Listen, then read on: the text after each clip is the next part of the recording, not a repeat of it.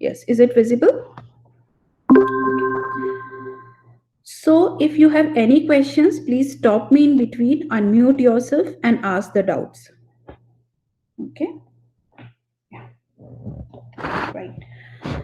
Okay, so in Galvin, this is IO and mass storage system. So this is exactly related with our unit, that is storage management, unit 4 of our CIF, right? In this unit, we will cover input output hardware. Now, you have seen, you have covered processes, right? You have seen that the processes mainly required two things, not processing basic. Okay, so let me write it here. Process require two parts. One is the processing. Okay, that processing is done by CPU, and the other operation that is generally required is input output operations, right? So processing, you have already seen that, you have seen algorithms to increase CPU utilization. You have seen how important a resource CPU is. Now, from now onwards, we will focus more on input output related processes. Okay, and if you observe in general, there are many processes which are input output related processes, right? So for example, during your operating system labs, when you are writing your programs, right, most of the time what you are doing, most of the time is spent in writing the program, right? You just see, you will scroll up, scroll down, you will write the program, you will think, okay, the screen is visible on your system. And once you complete writing the program, at the end you will try to execute it. That's it, right? So if you see, it is more on of a input output operation when you are writing a program, when you are developing applications. Okay, so are you getting the idea that there are many applications which require more of input output operations rather than the processing time? Okay, can you think of any such application and answer me? Can you think of an application which is more oriented towards input output operations?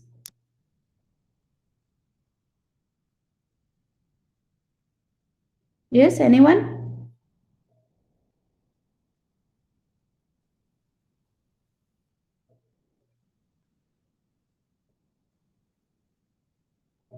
See, in general, we will use applications which are input output oriented. You can think of any of that. Just give me one example.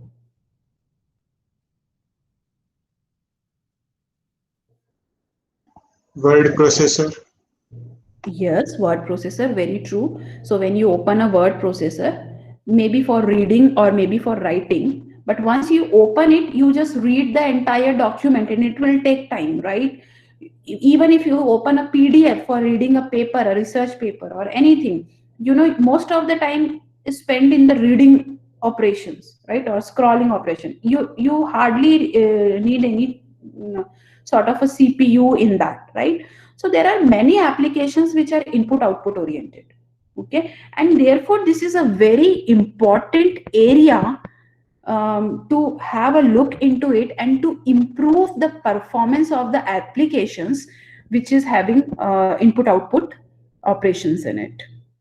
Okay, CPU we all understand, processing we all understand, but input output operation is also a significant part of a process, and it needs to be it needs to be done with very efficiently, because this is an operation which is the slowest operation you can think of. The devices which are responsible for input output are the slowest devices. Okay, so in this we have to pay more attention. We means the operating system, right? Operating system has to pay more attention and has to make this as a efficient one.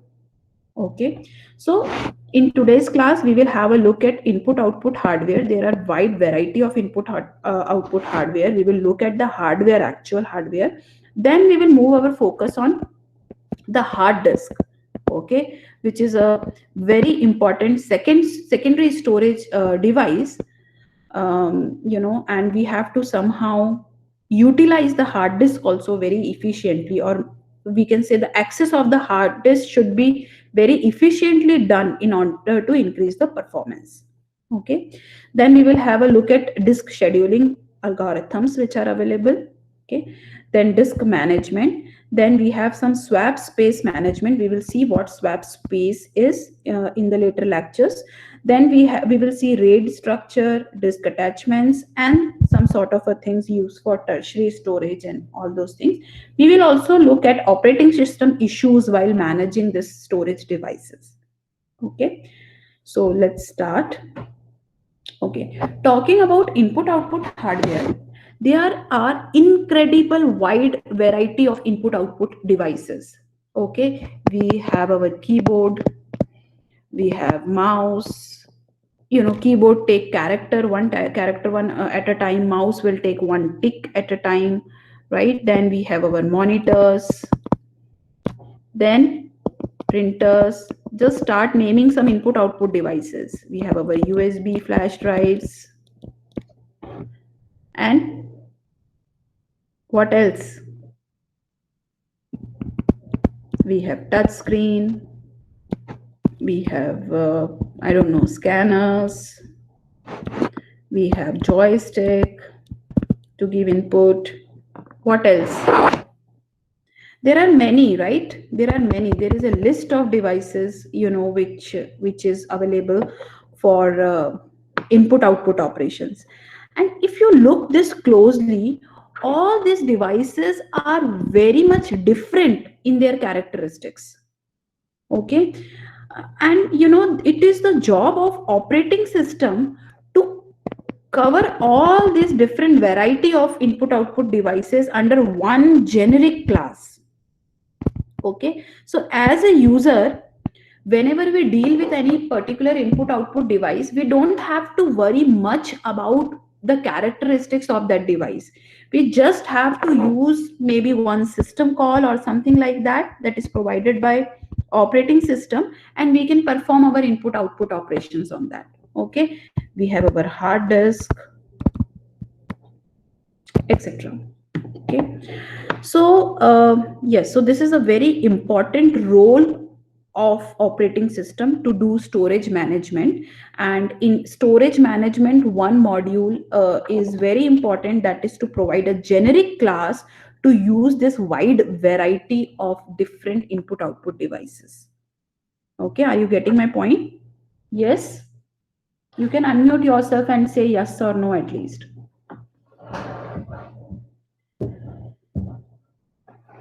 Okay. Anyways, so there are some common concepts which are there in you know, in input output devices. One such concept is port. Okay. So what do we mean by port?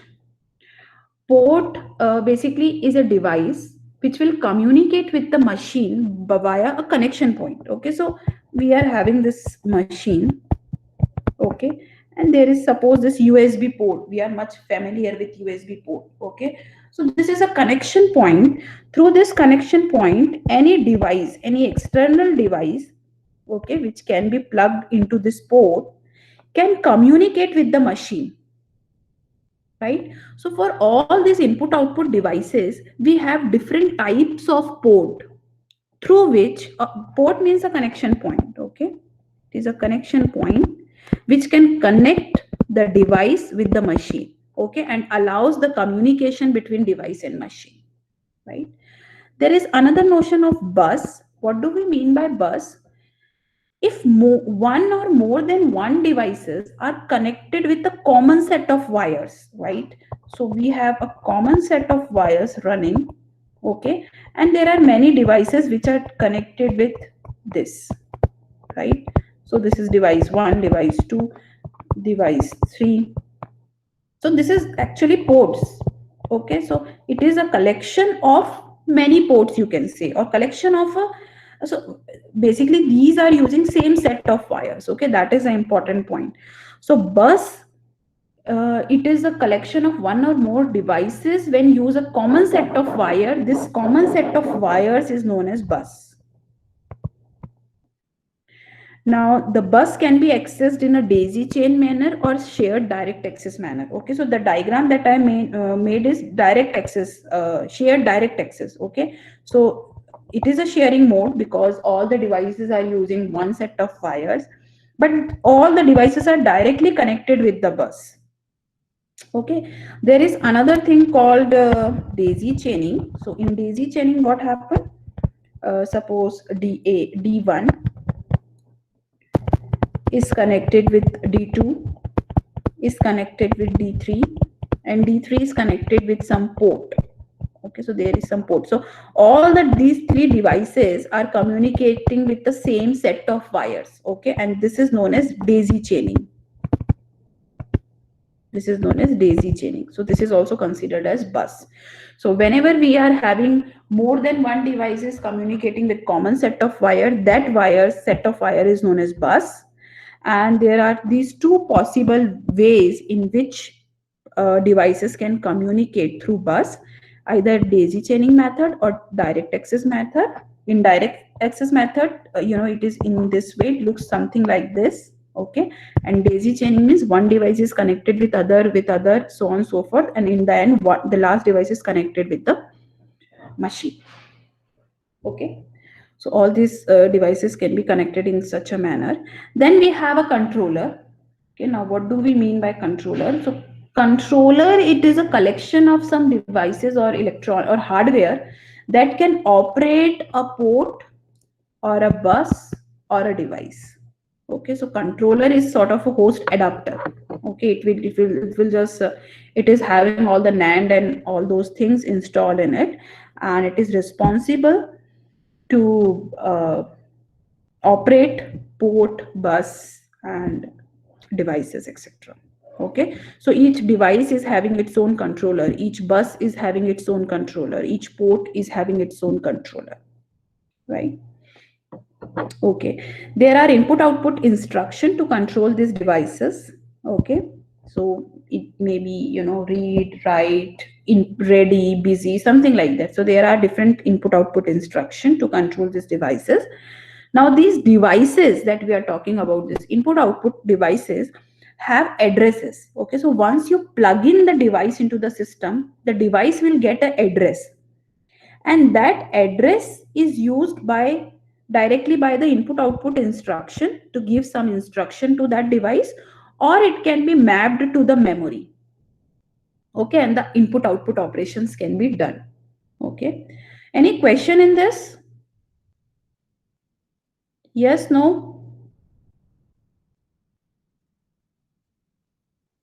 Yes, unmute yourself and speak out. No, ma'am. Okay, is it clear? Yes, ma'am. That's great. Okay, so this is a typical picture of a bus. So we are having a PCI bus here. So yes, so first let me tell you what a bus is. So we have seen this is a bus, and these devices are directly connected with this. Okay, in a shared direct access mode. Now there are few important bus. So in this diagram you can see a PCI bus. PCI bus is responsible to connect memory, processor, subsystem, or the faster devices. Okay, so processors, memories, hard disk, so these are connected with PCI bus. And the slower devices like keyboard, mouse, all these are connected with expansion bus.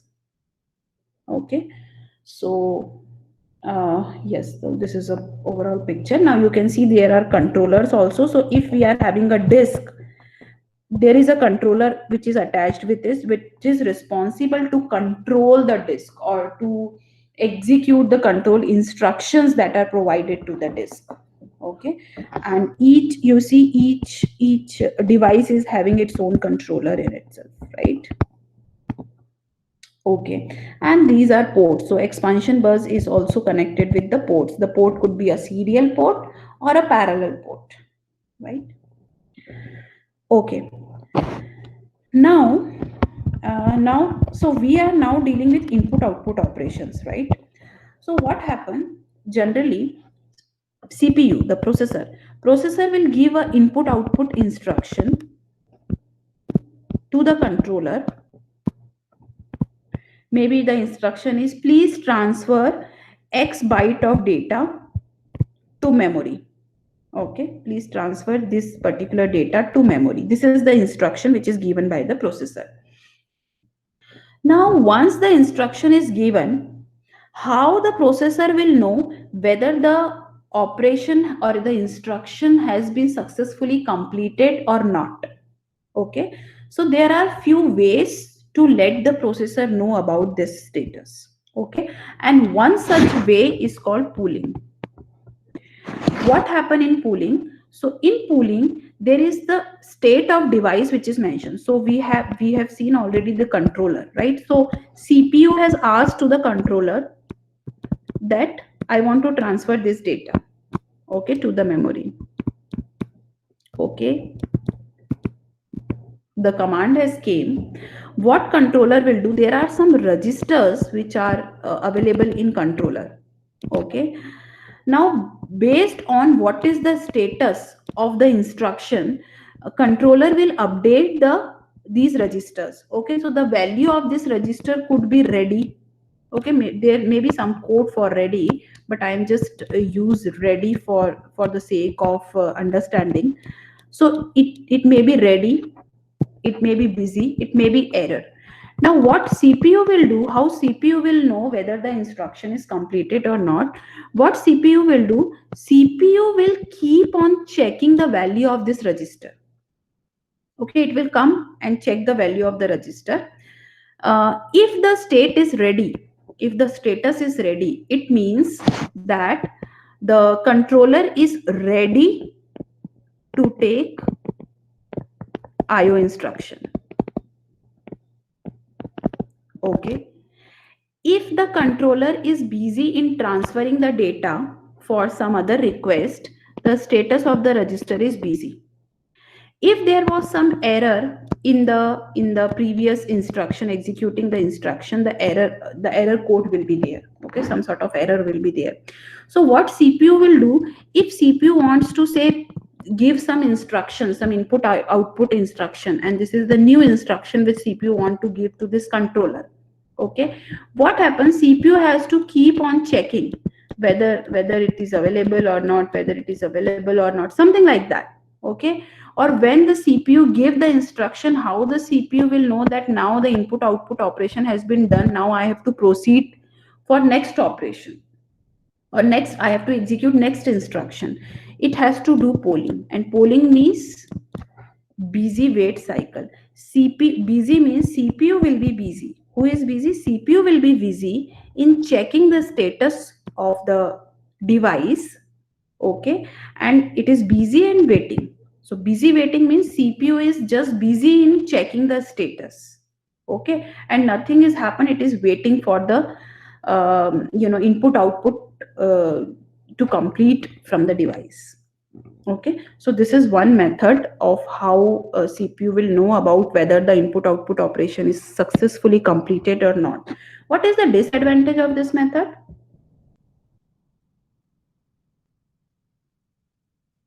Yes, what is the disadvantage?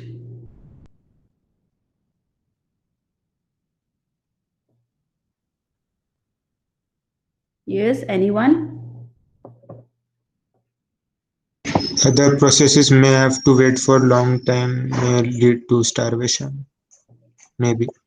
No, forget about that. But in this process, while see input output operation is going on. So see, controller is having many registers. Okay, so there is this control register which keep record of whether what is the status of the device. Okay, so these are the control registers. Then there is a data register which will actually copy the data and transfer that data to other or required places. Okay, so there are data registers. So CPU keeps on checking the control register or control signal register. Why? Because CPU has to maybe give a next instruction or execute the process further, right? So the problem is busy waiting. Okay, we are not efficiently utilizing the CPU. What CPU is doing, CPU is just waiting to let the input output operation complete. Okay. The other way is interrupt, which is most commonly used nowadays. Now, what do we mean by interrupts? So CPU interrupt request line is another hardware, interrupt request line. Okay. From CPU, apart from all the wires, there is one more wire or a hardware which is running, and it is called interrupt request line. Okay. And this wire is triggered. I mean, this interrupt is triggered by the input output device, which let the CPU know that yes, now the input output operation that you have given is successfully complete. You can move further. Are you getting my point? The difference is, in this polling method, CPU keeps on changing whether it is done or not. Okay. And in this, what device say, the controller say that just wait, I will let you know, just do anything you want to do. Whenever the input output transfer or whatever operation or instruction has been completed, I will let you know. And what is the method of letting CPU know? It is through interrupt. Okay. The interrupt will be generated by the controller, and the interrupt will come to CPU through this interrupt request line. After that, CPU will give that interrupt to interrupt handler. Okay. And interrupt handler is an operating system module which is responsible for handling the interrupt properly, okay, or as and when required. Now, this interrupt could be maskable interrupt. Maskable means which can be delayed or which can be, ignored. Okay, so suppose interrupt came. Now, at that time, CPU is doing something useful. If it is a maskable interrupt, means which can be delayed or it can be ignored, then CPU will not preempt whatever it is doing. There are non-maskable interrupt, which have to be served immediately. Okay. So such interrupt, CPU will immediately call interrupt handler or provide it to interrupt handler, and accordingly it will handler will handle it. Okay. So what we have learned in this, particularly, there are interrupts. Interrupt is a way to letting the CPU know that, it is some sort of a control signal that, okay, letting the CPU know that I am done with the transfer and all. Okay. CPU will transfer. So I am having a diagram also. So let's learn with the diagram. So what happens? CPU initialize a input output request to the device driver. Device driver initialize the request. Okay, so the control goes to its respective input output controller. The request has been initialized. Now, while the request has been serving, what CPU will do? CPU executing checks for interrupt between instructions. So CPU is doing some job, and in between somewhere it will check for the interrupt. It will do some job and then it will check for the interrupt. So on a regular interval, maybe, or after executing some instruction, it will check whether the interrupt is came or not. What IO controller will do? IO controller, once the request has been done, so it is either in the ready state, means I am ready for the next input, or the output is completed, or error. Whatever is the signal, whatever is the status, it will generate a proper interrupt signal for that. Okay, that interrupt signal will go to CPU, and CPU will receive the interrupt and transfer the control to interrupt handler.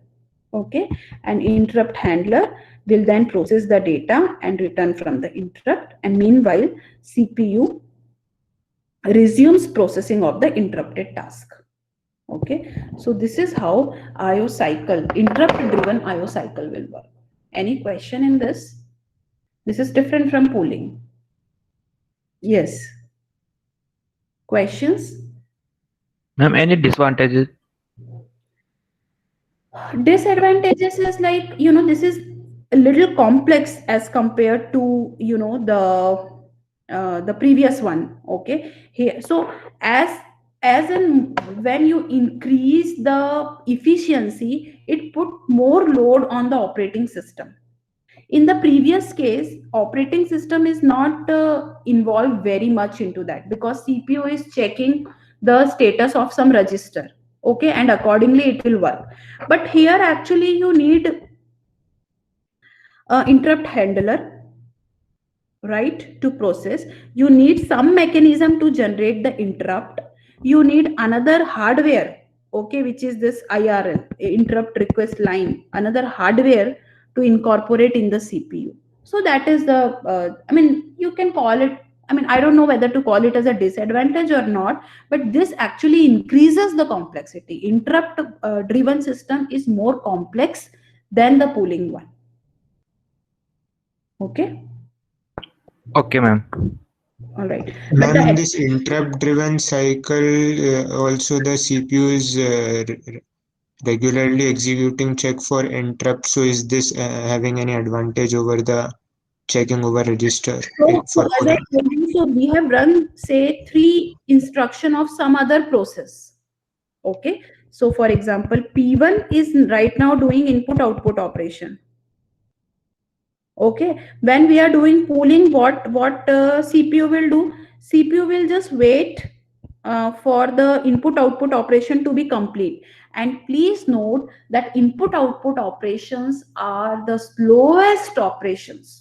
Okay, it will take huge time as compared to, if you see the processing time, you know, they are very, very slow, right? So this actually wasting CPU time. So what CPU can do in interrupt driven IO cycle, CPU can switch to process 2, right? And it can execute 3 instructions of process 2. I'm just giving a example, okay? So it is well defined in operating system, definitely. After that, suppose it will check the interrupt. If the interrupt is there, it's okay. Otherwise, it will proceed for executing 4, 5, and 6 instruction. Again, it will check for the interrupt. If the interrupt returns, okay, it can switch P1 and start resume its interrupted task. So it is written CPU resumes processing of interrupted task. Are you getting? In polling, the CPU had to wait until some change is made, and then only next instruction will be executed. That is true. Okay, ma'am, understood. Yeah. Okay. So these are some ways. Now, one more thing which is required. So as I told you, input output operations are very slow. Somehow we have to, you know, separate CPU from this operation, because if CPU will also involve in this operation, then we are actually decreasing the efficiency of CPU very much. Okay. So there is one more concept of direct memory access which came into picture. And what this direct memory access will do, it will actually bypass CPU to transfer data, and it directly transfer data from between IO device and memory. Okay, so let's see the diagram. So we have this IO device and we have the CPU, right? And we have memory. Now CPU will give instruction to the device controller that I have to transfer X bytes, some bytes suppose, okay, to this memory location. All right. So what input output device will do, the controller will do, it will transfer the data, right? So there is a data register in the controller. It will copy all the data there. Then it will, you know, tell CPU. Then there is some rendering of process where to copy this data, and accordingly, you know, the data will be transferred to the memory from the CPU. But in the to the memory, but in that CPU is involved. All the rendering, address rendering, and everything is done via CPU. Okay, so this is a generic notion. But what happened? There is this concept of direct memory access, which actually bypass the use of CPU.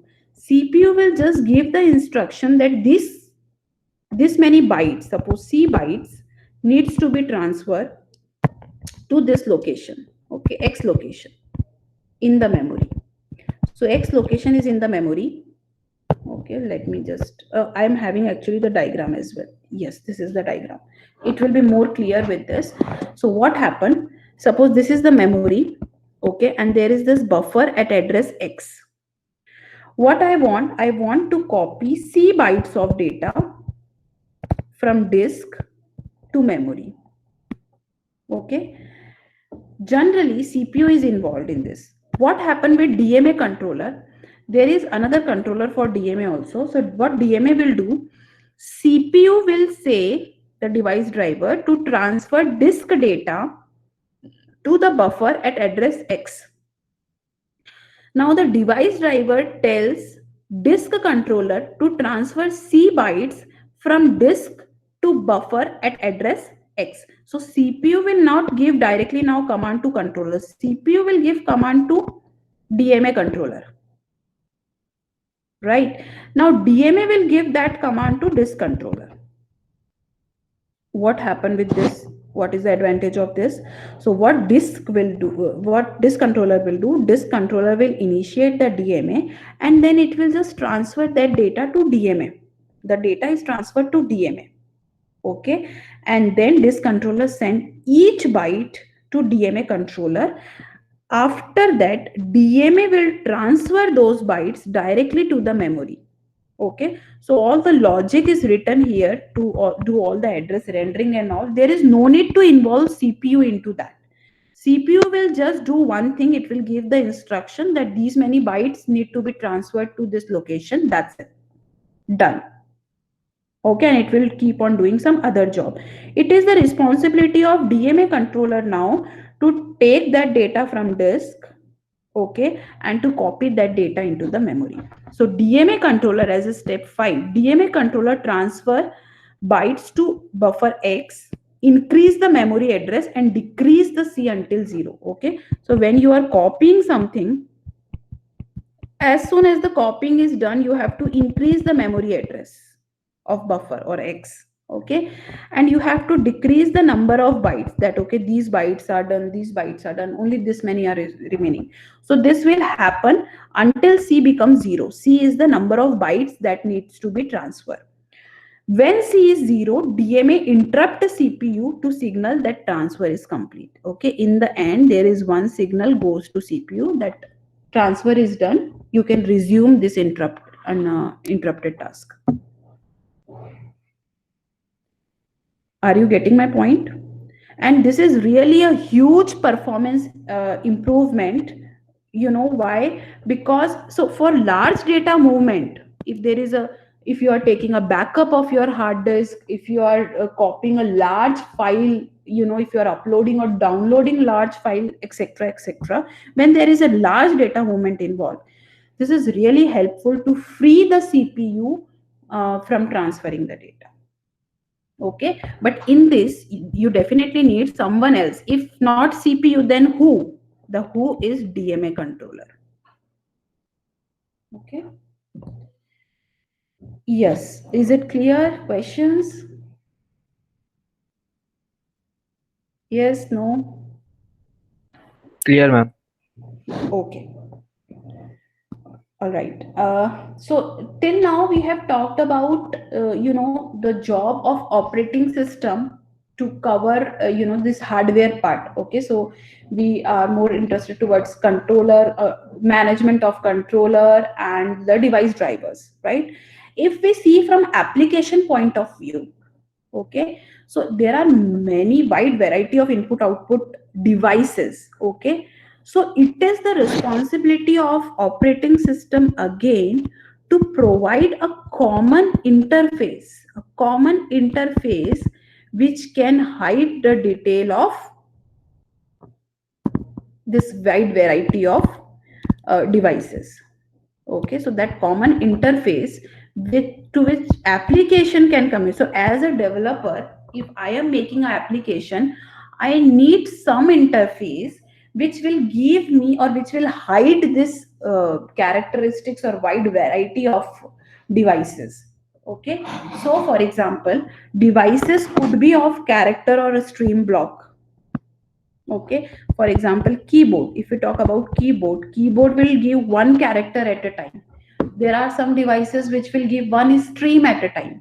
There are some devices which will give one block. Okay, so block is a collection of many bytes, so maybe 512 bytes. Okay, generally used in hard disk.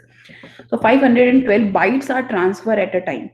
Okay, so as an application developer, I don't have to worry much about what is the characteristics of input output device. OS provides a system call that encapsulate IO system calls that encapsulate all the device behavior and give us a generic interface, okay, to deal with the input output devices. And therefore, if you see, device driver layer hides this difference among IO controller, and each device, there is a different device driver. If a device is made by different companies, then they will have their different device drivers that we need to install. Even when you plug your pen drive into your system, there is this device driver which will get installed, okay, just to provide the generic interface to the application. Okay, so the devices could be a character or a stream. It could be a sequentially accessed device like tape. Okay, the tape that, you know, previously you have seen some cassettes. There is this reel which is, you know, going on in a cassette form, right? So that tape is there. Then there is a random access device where randomly you can access any particular location. There are shareable devices which can be shared between multiple processes, multiple applications. Then there are dedicated devices which are made for only one. There is a speed of operations. Some is having different seek time, some is having different rotational time, etc., etc. Then the operation mode is different. Some devices are write only mode, some are read only mode, some are read and write mode. Okay, so this is the wide dimensions of the devices when we talk about input output. So you know, this device driver, so this is the kernel, okay, and then we have kernel IO subsystem. Now in kernel IO subsystem, there are these drivers. So to the user, it will provide this common interface. Okay, we have a IO system calls. You just have to call that. Don't worry about which device you are using. You just have to call the IO system calls which are provided by the OS. And later on, as per the device, there are device driver, there are device controllers, which will actually communicate to and fro from the device. Okay, so keyboard device driver controller is there, mouse device driver controller is there, etc., etc. Okay, so this is how complex it is. Okay, so it is not easy for an operating system to do storage management.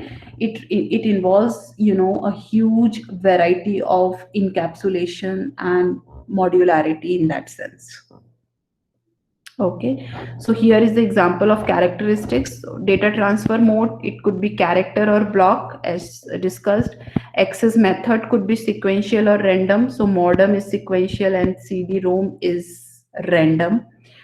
Transfer schedule could be different. Someone is synchronous like tape. So when you play the cassette, it will actually, the sound will come at that time only. Okay, whereas keyboard, when you press the button, there could be some latency or there could be some delay in that. Okay, a synchronous device. There is a sharing mode, dedicated or shareable. Device speed is different, transfer rate is different, direction is different. Okay, so all these things are hidden from the user and make it very simple and a generic by the operating system. Okay, so this is a great job that operating system is doing for us. Okay, so I think, yes, so kernel IO subsystem is also responsible for scheduling. Okay, so it may schedule some IO request as per the device queue. So for each device, there could be a queue. So now, depending upon the operating system implementation, it could be possible that printer is having its own queue. Okay, keyboard is having its own queue, monitor is having its own queue. Okay, and the operating system is actually doing the scheduling of these processes as per the device queue. In some system, it may be possible that there are some common queues for some set of devices. Okay, so depending upon the implementation, scheduling of the processes to access this input output resources is done by the operating system. Then there is this buffering involved. which store data in memory while transferring between devices. Okay, so to cope up with the mismatch of speed, transfer rate, and all, right? So as we discussed, some are character oriented devices, some are block devices. Now, how to match those things, right? So for that, operating system will provide buffer. Okay, and just the suppose the device is character oriented, right? So it will just read on or storing the character one by one until it become one block and then transfer that data. So that type of generic facility is also provided by operating system. Okay, if the size is mismatch, it will accordingly hide that thing by implementing something like that. Okay, so yes, kernel IO subsystem is really an important and complex part to study. Okay, so this is about input output devices. This is just to give you a brief idea that how important it is, how significant it is, and how complex it is. Now let's focus on our hardware device or the secondary storage device, which is hard disk, right? So this secondary storage device, also known as secondary memory, which is widely used. So now we will divert our focus on hard disk devices. Okay, so let's see how a hard disk looks like. So this picture is by IBM actually. Okay, so I think these all things, casing and all, it is not much important. The important part, first part, is the splinter. Okay, now how hard disk is made up of, what is the structure of hard disk? First we will discuss that. So there is this splinter. This is a long cylindrical type, tube type something, splinter. And there are these platers. Okay, these are the platers. So in these three plates are visible. These platers are revolved around this splinter, something like this. Okay, so hard disk is made up of all these platers, and they are revolving around with some speed. Okay, so you have heard about we have hard disks with 7,200 rpm. Okay, 7,200 revolution per second. So this is the speed with which these platers are moving around the splinter. Okay, this is the rotational speed of the hard disk. So this hard disk, whenever we use the hard disk, this rotation start, it keeps on rotating. Okay, and then what happen, for read route operation, there is this actuator. Okay, this actuator will actually move in this manner as well as in inward and outward manner. Okay, so this is actuator axis, and these are called arms.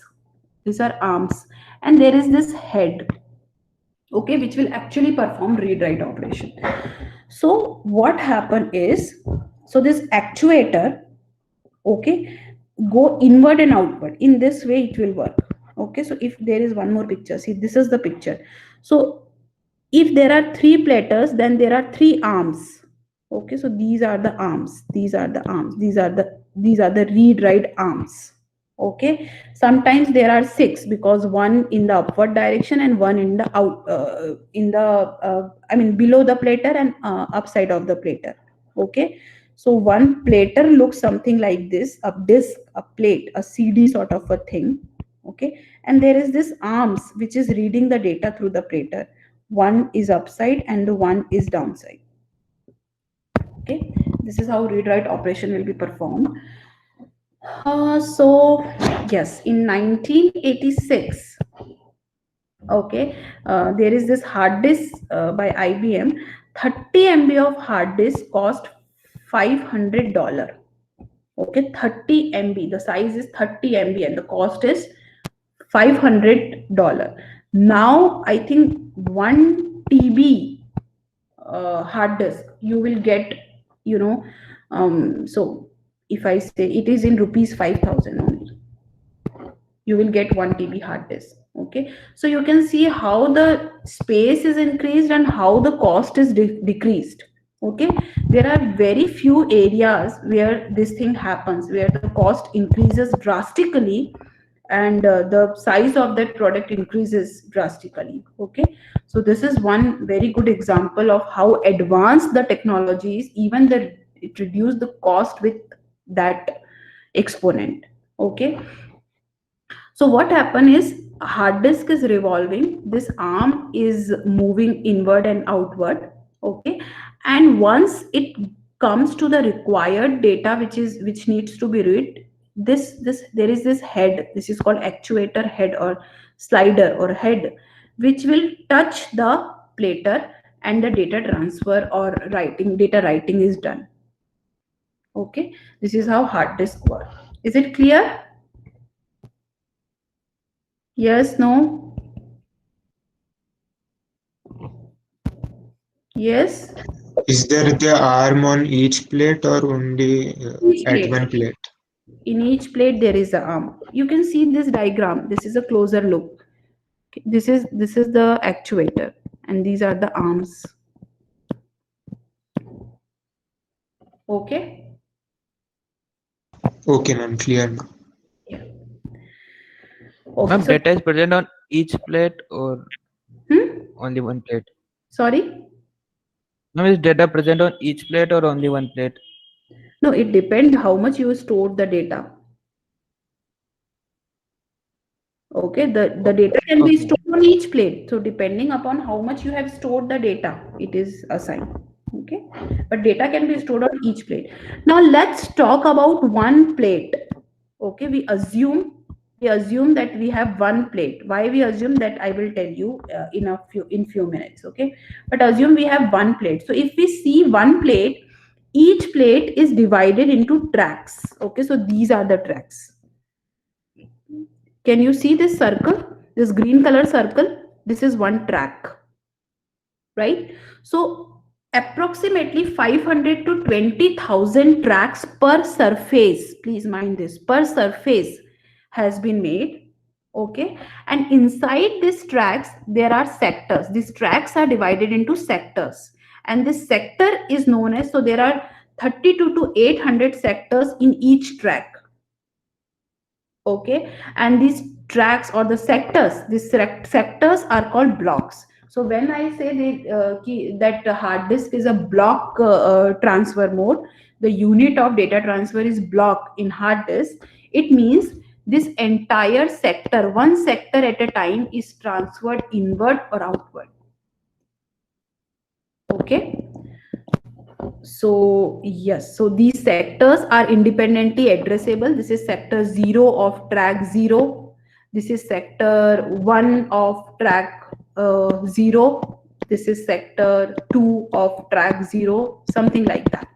Okay, this is track 1, sector 0, and something like that. Okay, so sectors are individually addressable. OS always transfer groups of sector together, that is called blocks. Okay, and a disk can be accessed directly any given block, either sequentially or randomly.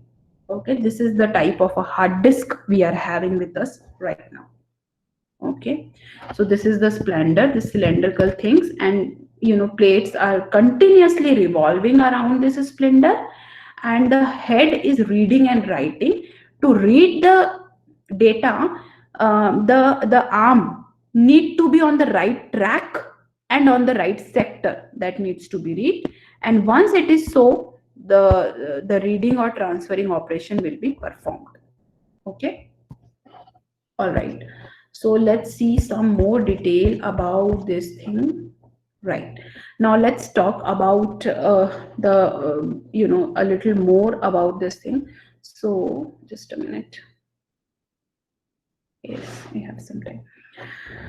Okay, so now one more thing I would like to mention here is the concept of cylinder, which is important. So what do we mean by cylinder? So see, this is the pile of plates.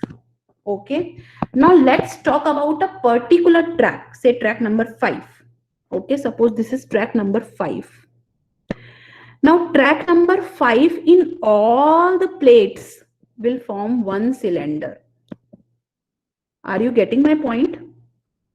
track number 5 of all the plates become one cylinder. Okay, so this is called cylinder. Cylinder is all the tracks under head at a given point on all the surfaces. Okay, yes, understand or not?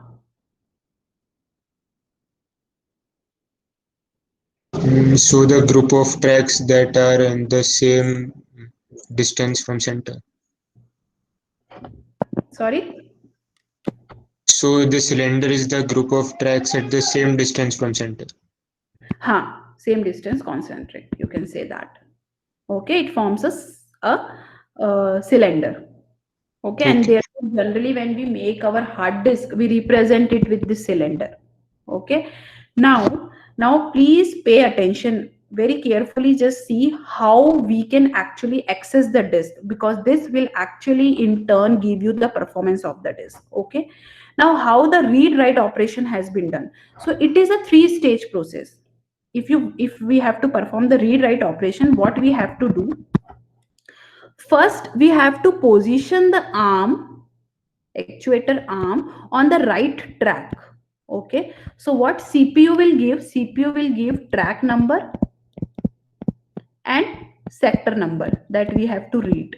Okay, so first is go put this put this arm on the right track.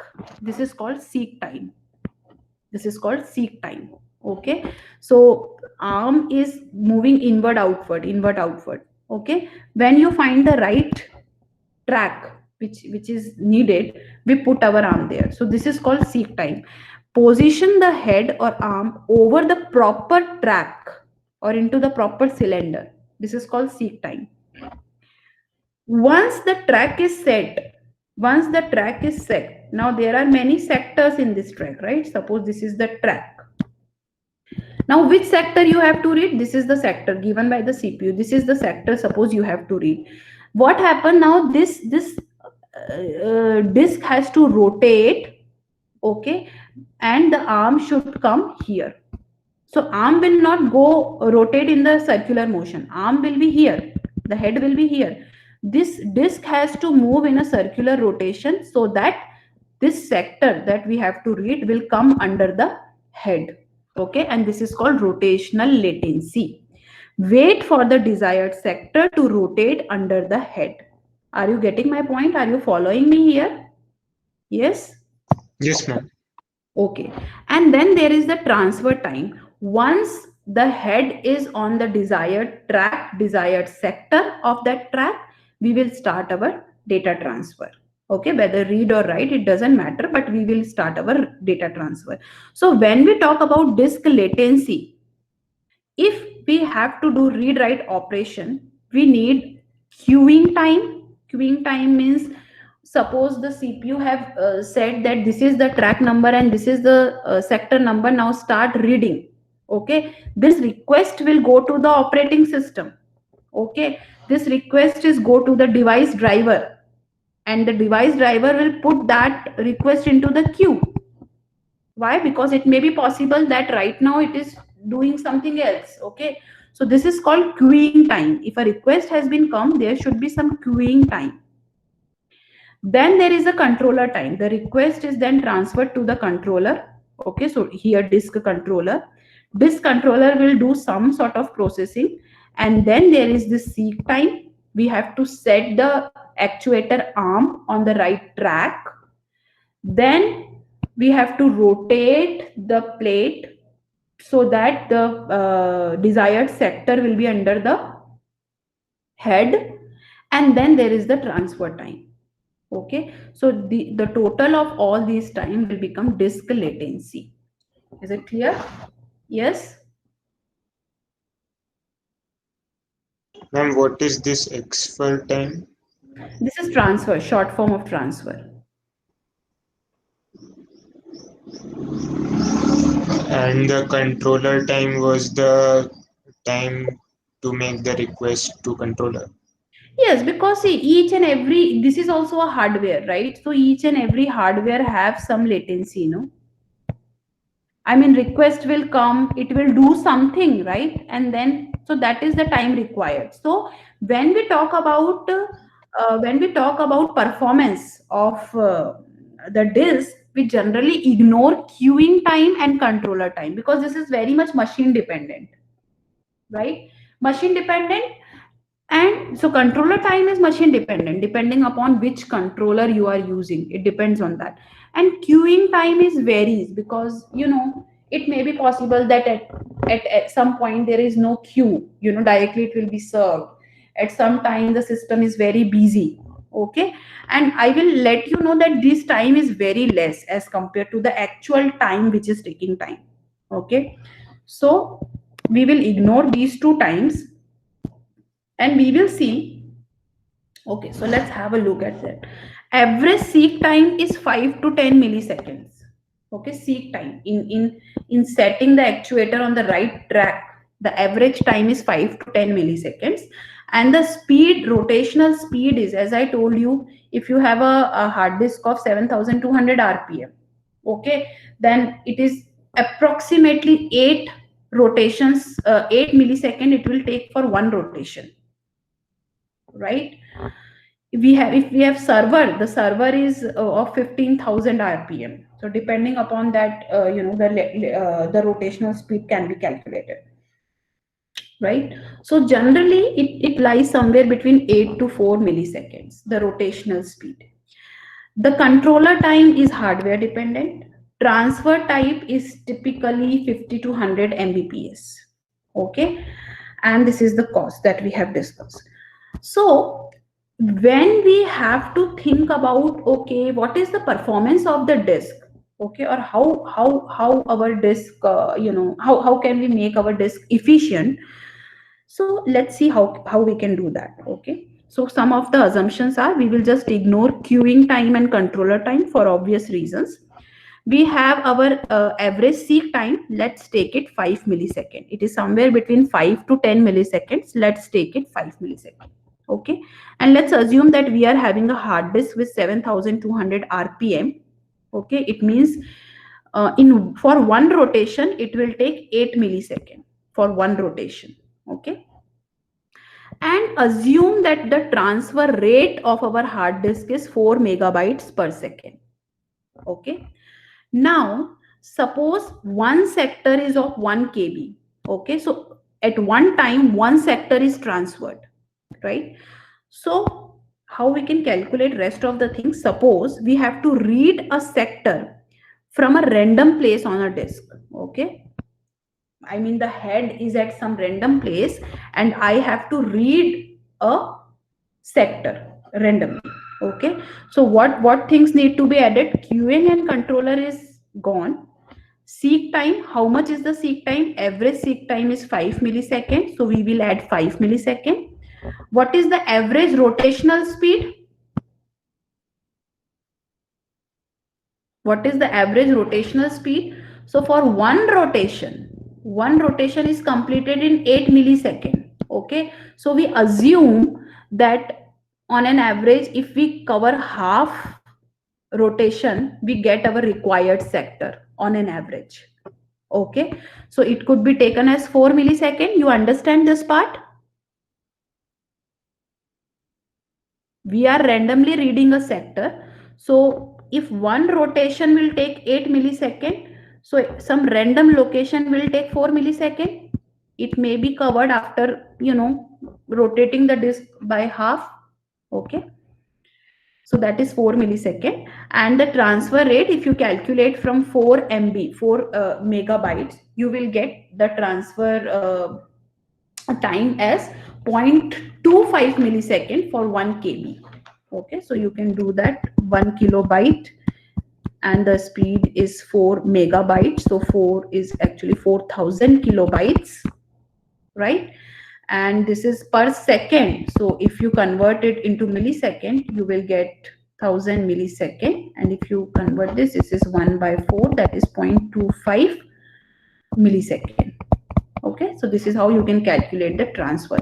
So if you have to access a random place on a disk, you need this time. So the speed is actually, you need 10 millisecond. Okay, 10 millisecond, with that speed comes as 100 kilobytes per second. Okay, so 10 millisecond to transfer 1 kilobyte. So you need 1 by 10 into 1000 millisecond. Oh no, kb, right? Kb per second. Okay, and this turns out to be 100. So 100 kb per second is the data transfer rate, right? If you have to read a random location. Now let me show you one advancement over it. Suppose I have to read a sector from a random place, but from the same cylinder. Okay, so if you have to read from same cylinder, what can be ignored? What can be ignored? Yes, come on. Seek time. Seek time is not required, because seek time is the time taken by the arm to go to the right cylinder. But since we have to read from the same cylinder, then seek time can be ignored. Okay, so we will take only the rotational delay and the transfer rate. So this will give us 200 kilobyte per second. So you can see, just if you are reading through the same signal, the speed of data transfer is doubled. Okay, it is 100 kilobytes if everything is random. If it is same cylinder but random sector, then it is 200 kb. Okay, and what if it is same sector, I mean sequential sector, next sector? Then what happened? Then we don't need seek time, we don't need rotational time. It is just the transfer rate that matters, right? And the transfer rate is 4 megabytes per second. Okay, as told here. Okay, so now let me ask you a very quick question. You know what, like how we can increase the performance of our disk? I mean, what type of read operation or read write operation will, you know, I mean, disk can perform the best in which type of read and write? Yes, you have to answer now.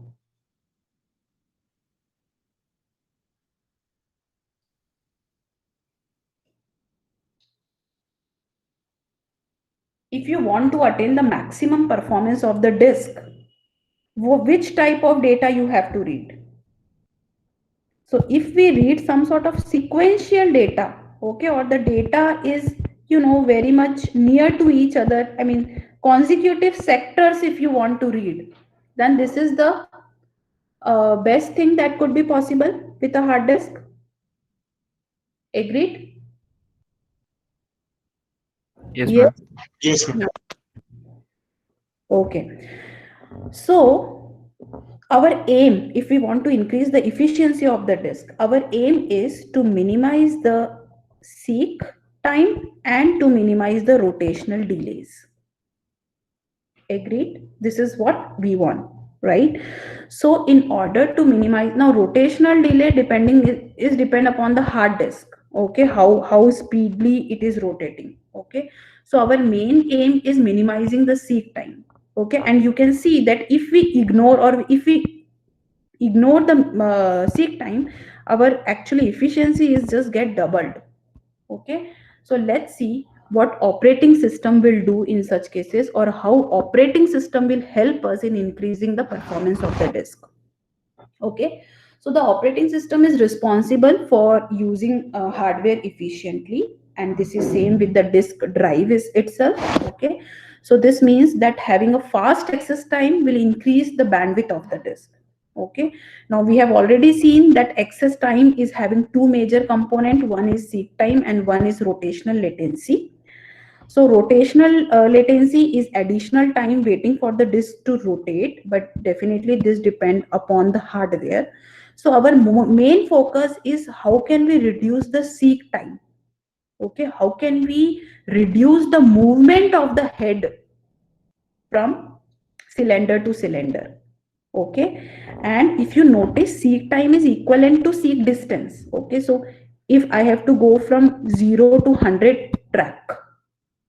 Okay, so it will take 100 unit of time. Whatever it is taking 100 unit of time. So it is directly proportional with the distance. Okay, so either you can say ki we have to reduce the seek time, or you can say we have to reduce the seek distance, because they are proportional. If the seek distance is less, time will less. Okay, and what do we mean by disk bandwidth? It is the total number of bytes that are transferred divided by the total time between the first request for the service and the completion of the last transfer. Okay, so now let's take an example. So there are many disk scheduling algorithms which are implemented in operating system as a separate modules, which will help us to increase the performance. Okay, so let's see some of them. So we will assume that we are having this request key. Okay, this is the request key. Now, what is the bandwidth? So as mentioned in this slide, this bandwidth is total number of bytes transfer divided by total time between first request and completion of the last request. Okay, so if we calculate the movements of the disk, we will actually know, which algorithm performs better in the given case. Okay, so is it clear from this? So these are suppose track numbers. Okay, what is this request? These are track numbers. Okay, and right now the pointer is at 53. Now let's see what algorithm we can use. Okay, so first have a look at first come first serve.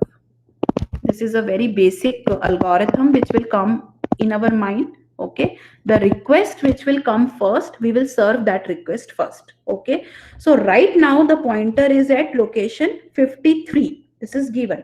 Okay, first request is 98. So we have to go from 53 to 98. Okay, how many movements are there? Can anybody tell me how many movements are there?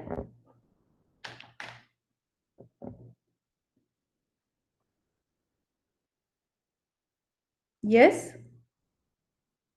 45. 45 movements are there. Okay, then you have to go from second request is 183. From 98 you have to go to 183. How many movement? 85. Okay, then from 183 you have to go to 37. Okay, I think 100 plus movements are there, right? Then you have to go to 122. Okay, so you can just count this movement. When you sum this movement, so first request to end, if you count, these are actually 640 movements. Total movement the head has to do is 640 cylinder movements. Okay, if we follow first come first serve algorithm, can we do better? Can you think of something better? So there is another. We can sort. Yes. Okay. So something like that. So we have this another algorithm, shortest seek time first. Okay. So in this somehow we will sort it and we will see which is the shortest seek time from the current position. We will serve that request. Okay. So we will select the request with minimum seek time from the current head position. It is equivalent to SJF scheduling, shortest job first scheduling. Okay. So but it may cause some sort of starvation, because so we will see how. Okay, so let's see. And once we use this, I think there are 640 in FCFS, right? It is reduced to 263. Let's see how.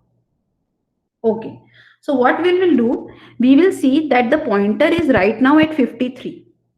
If so, there is a request which is near to 53 is 37, this side inwards. Okay, so this is, I think, how much movement? 16, right? 16 movements in this direction. And if I serve 65 first, these are, I guess, 12 movements, right? Okay, So I will first go to 65. Then from 65, the another request is like 37 and 67. So definitely I will serve 67. From 67, the first request is either 637 or 98. Now this side is better. So I will go to 37. Are you getting my point? Just sort all the request. Okay. And wherever you are currently, just see the right and left request. Whichever is smaller, you just serve that request. Okay. So this is sort of a greedy method which we are following. Okay, greedily we are choosing the request which is having the minimum seek time. Okay, and if you calculate, it will come to 236 cylinder movement. So you have reduced the cylinder movement significantly by just changing the algorithm. Okay, there are more algorithm. Then there is this algorithm which is quite famous, also known as elevator algorithm or scan algorithm. What it will do, in this algorithm, the disk arm will start from one end of the disk and move towards the other end, and it will serve all the requests which will come in between. Then the direction is changed and it will serve all the requests which will come in on the way. Okay, so let me show you the diagram. Yes. So right now we are at 53. It will choose any direction. Okay, so let's choose this direction, invert first. So we will go in invert first and serve all the requests. So we will serve 37, we will serve 14, no matter when it comes in the queue. Okay, we will serve 37, 47, then we change the direction and then we will serve all the remaining requests.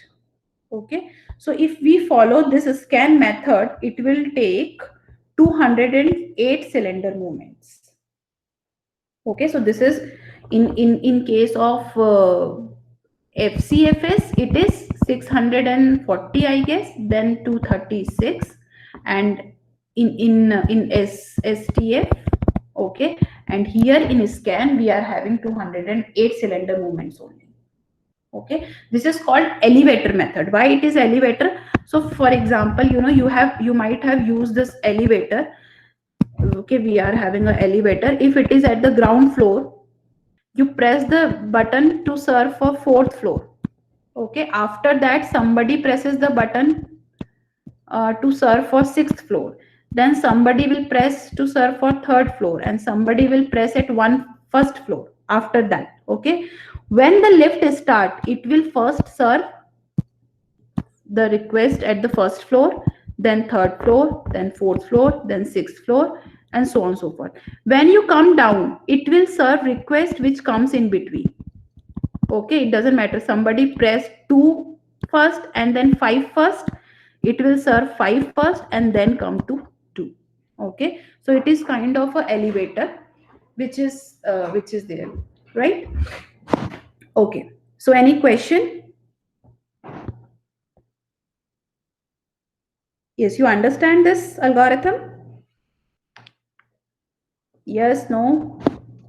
Yes, Can ma'am, we understood. say that this is always faster or only in No, you cannot some say. cases? Everything depends upon the request. Okay, you cannot say that this is the best algorithm. There is nothing like best and all.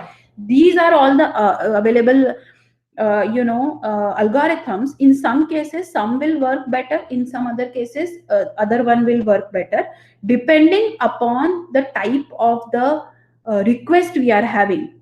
Operating system has to choose which algorithm to use. Okay, so we will come to that part. First have a look at more algorithm. So this is a scan algorithm. We have another algorithm which is called circular scan.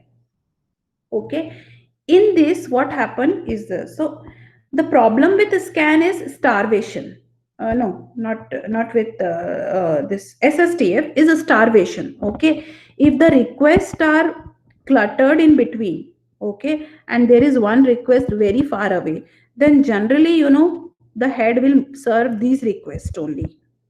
Okay, and the request that is at other end will starve. This is not the problem with scan. Okay, this is not the problem with scan, but to make sure that all the requests are served properly, everybody has uniform time, we are having circular scan. Now what circular scan will do? So you understand what is the problem that is solved by circular scan? Okay, so in C scan, what happened? Suppose I am going in this direction. There are many requests which are there in this direction, keep on coming in between, and there is one request in the other side. Okay, generally this request has to wait a way longer because there are no requests at this side, right? Or maybe the disk right now is start moving in this direction, so you have to stay for a long. Because it may happen that when it returns, then also there are many requests. So this request will have very long wait time. Okay. So in circular scan, what we did is we will go in one direction. Okay. Serve all the requests like scan. Once done, once we have reached till end of the disk, we will come back to the start of the disk directly without serving any request in between, and then again start serving the request in this way. Okay, so this is called circular scan, C scan. Okay, and the advantage of C scan is it provides more uniform wait time than scan. Okay, are you getting the point? Yes. दोनों चीजें समझ में आया? Scan में क्या problem हो रहा था and how C scan is resolving that problem? Yes, ma'am. Okay, that's great. Now, one small problem with C scan is, so in scan or in C scan, what happened? The arm will go till end.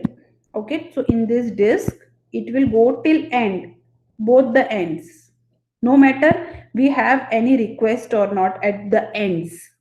Okay, so in this case, we don't have any request here. We don't have any request here. Okay, so there is a slight variation of C scan and it is known as C look.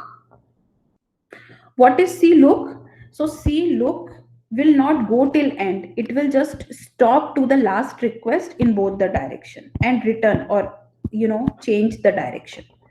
So we will go not till end but to the last request, which is in this direction. We will come back without serving any request. We will not come back to the beginning of the disk. We will come to the first request which is there in this direction. Okay, and then start from here. So this is called C look. Okay, so if I have to summarize all these algorithms, I will say it looks like shortest seek time first is a natural appeal that yes, this will perform better in all the cases, as some of you have asked me that, ma'am, will it do best in all the cases? It looks like, but you have seen that scan is doing better than SSTF. Okay, in some cases C scan performs better, okay, for the system that places a heavy load on the disk, because in that nobody will starve or nobody will have more longer wait time, right? So performance of the algorithm depends on the number and type of the request. It depends on the file allocation method or the file system that is used by the operating system. It also depends on that. It depends on how this algorithm should be written. It depends upon how the request has been made, okay, or what is the pool of request you are having right now. So there are many things on which the performance depend, but in general, if you have to see, we can go with SSTF or look or C look. Okay, so either SSTF or look is a reasonable choice to keep a default method. But if you have a better, so see, disk scheduling algorithm is written as a separate module. I told you, right? It is written as a separate module in the operating system. So if your system, the requirement of your system is so that a particular disk scheduling algorithm best suit the requirement, you can replace this module with the newer algorithm. Are you getting my point?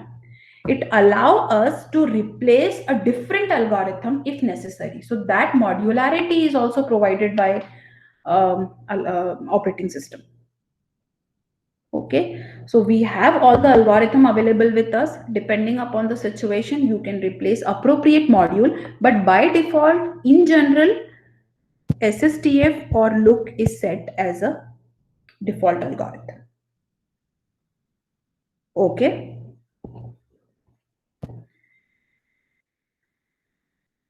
Yes, so any question?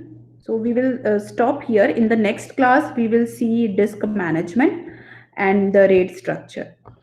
If you have any question,